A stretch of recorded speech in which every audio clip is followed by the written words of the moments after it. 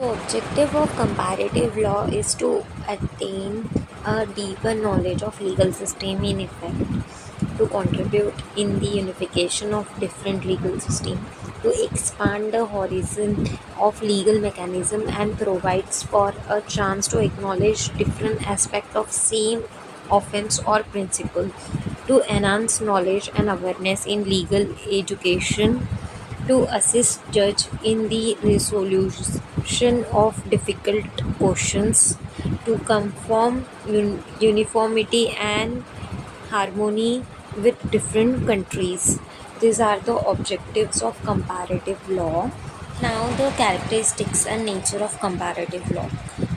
It involves the study of different legal systems in existence in the world, including common law, civil law, family law, Islamic law, etc.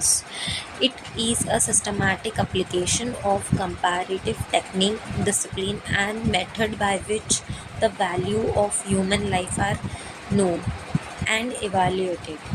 It is not a particular branch of law or subject, but a process of study of foreign law in comparison with the local laws. So, these are the characteristics or nature of comparative law.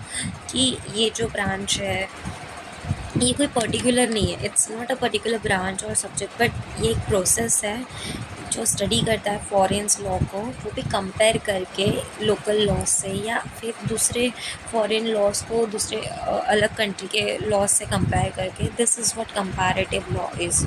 तो basically comparative law का introduction ही हम ऐसे कर सकते हैं कि comparative ही मतलब होता है किसी से कंपेयर करना. So it is a study of comparison between laws. Thank you.